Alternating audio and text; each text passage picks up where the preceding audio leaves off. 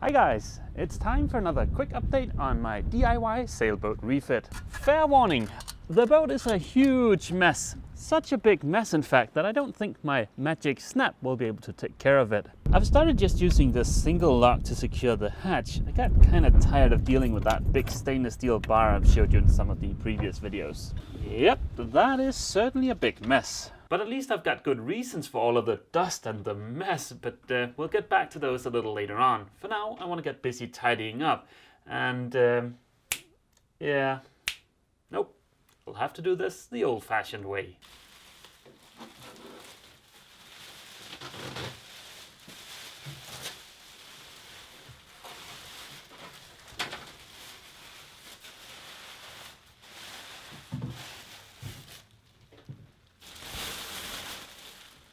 Okay, maybe we can speed it up just a tiny bit.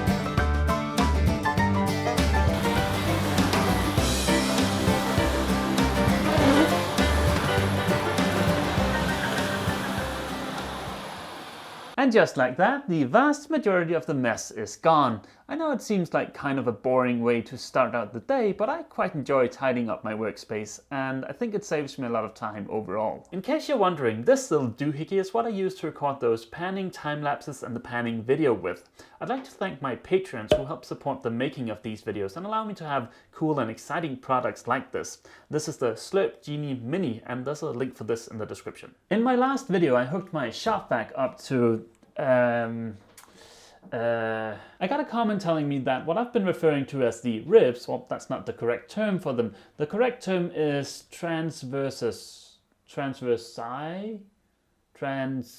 In the last video, I hooked my shop vac up to these thingy-mabob doohickeys right here. These have a wooden core and are glass to the hull, and the wooden core in there is not rotten, it's just wet, and I'd like to see if I can dry it out. I'm not expecting any kind of miracles here, especially because I've only been able to run the shop vac for about 2 days.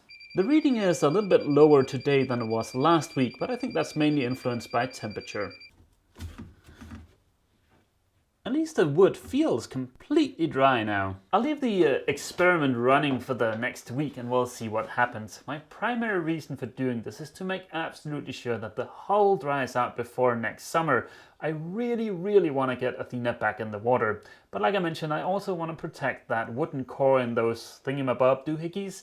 And for that, I've ordered some penetrating epoxy, but we'll get back to that in an upcoming video. I've been quite busy here aboard Athena during the last week, and although it's not the most interesting things I've gotten checked off my list, it's still a couple of steps in the right direction. The first thing I did was to finish varnishing all of the trim pieces in the top part of the main saloon, and they're all done now. I'm ready to start painting the area up here as soon as my new portlights arrive. I think I did a reasonably good job with this varnish, and I'm happy with the result. I have found one teeny tiny mistake, and that's this little piece of debris here that got stuck in the last coat of varnish, but I think I can fix that. I've also sanded and applied the first coat of epoxy primer to the lockers here behind me in the galley. They don't really look all that great right now, but like I mentioned, it's only the first coat, so once I've got a couple of more coats on there, it'll look a lot better. All of the dust you saw aboard the boat earlier in this video, well, that was from the inside of those lockers. Horrible job sanding them, but I'm glad it's done. Before I started sanding the lockers, I removed the chain plates, and these of course are what's holding the mast onto the boat,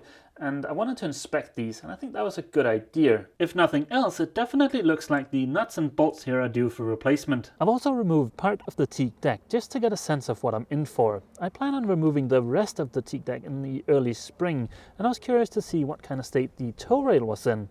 Turns out the tow rail is in pretty good condition. There is, however, something else I didn't expect to find. It looks like the entire deck is raised, or perhaps this is just a coring, although that would be kind of odd. I was expecting to find a nice flat deck, and I was kind of surprised to find this. Now, it's no big deal. I'll still remove the teak deck, but I'll have to figure out what to do about this. I think that brings you guys pretty much up to speed on what's been going on here aboard the boat during the last week. Now there's one more thing, and this is something I'd like to get your opinion on. A few weeks ago I showed you the sink I'd ordered, the sink that'll go right here. That sink unfortunately turned out to have some flaws, so I returned it. And this is the replacement for that sink. Most annoyingly, it turns out that this sink has, well, it's not the exact same flaw, but it's quite similar. The replacement sink isn't better shaped than the first sink, but again, it's got this flaw here.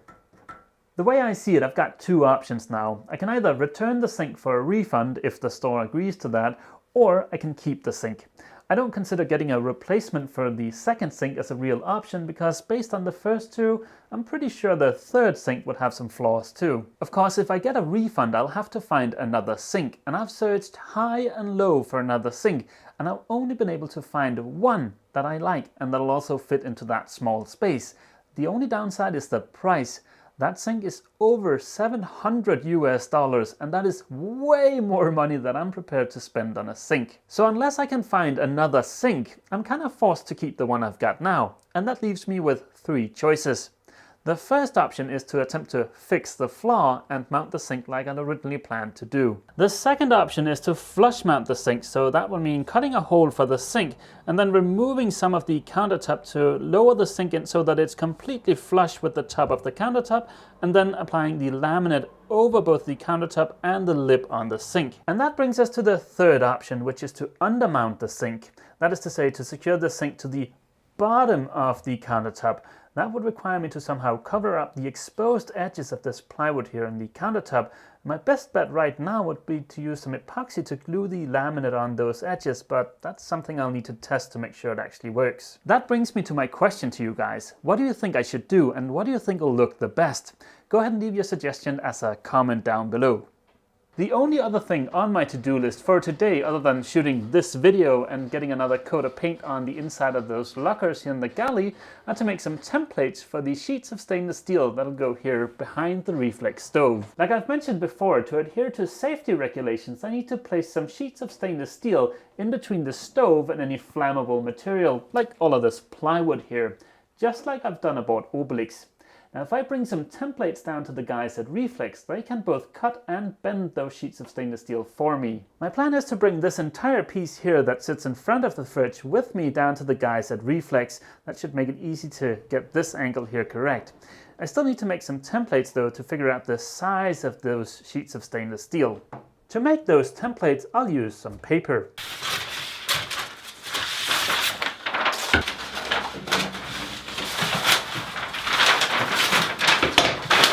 I've cut a small hole here and applied some tape just to get the paper to stick to the bulkhead.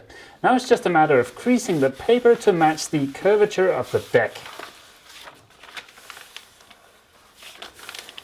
Like that. The astute will note that we'll need to subtract the headliner from this, but I'll do that later on. And I'll also crease the paper along this bottom edge here.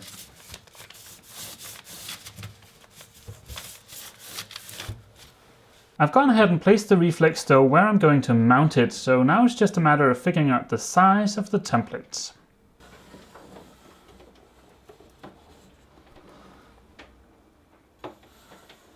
This is what I'm thinking. The piece that goes here will go from here to here, and then the piece that goes over here will cover the entirety of this surface to protect the fridge from the heat from the stove.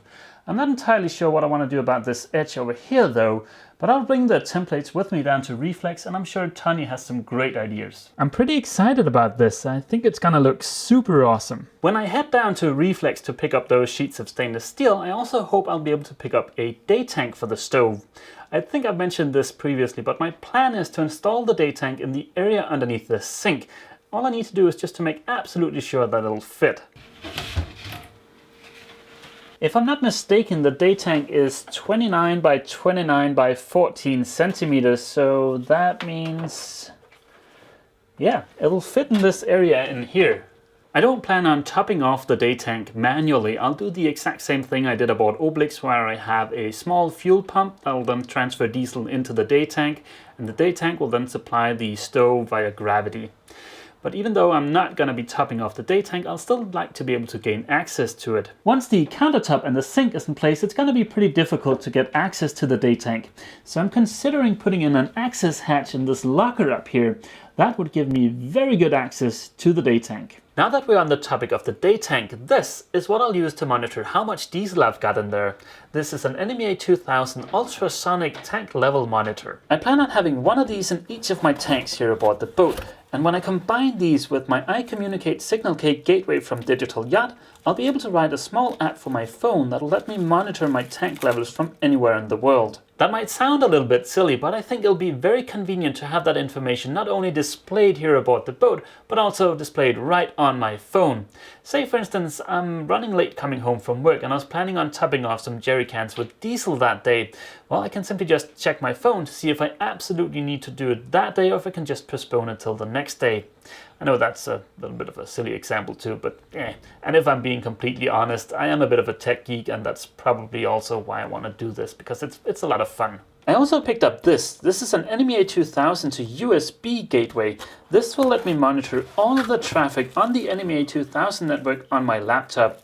But my primary reason for picking up this is because I'll need it to configure some of the other sensors I'll hook up to the boat. But more about that in some of the upcoming videos. Next weekend I hope to be able to shoot a video where I do something besides just yammering on. That could for instance be to remove the old portlights and start painting. But I don't want to do that until the new portlights have shown up. So yeah, until they do, or until I figure out what to do about that sink, there's not really a lot left for me to do here aboard Athena right now. So yeah, that is going to be it for this video, guys. See you! Yukul and I hope you've enjoyed this video. For more videos like it, click subscribe. Please consider leaving a comment and a thumbs up. It really helps me a lot and I appreciate your support very much. If you're new to the channel, please check out the introduction playlist.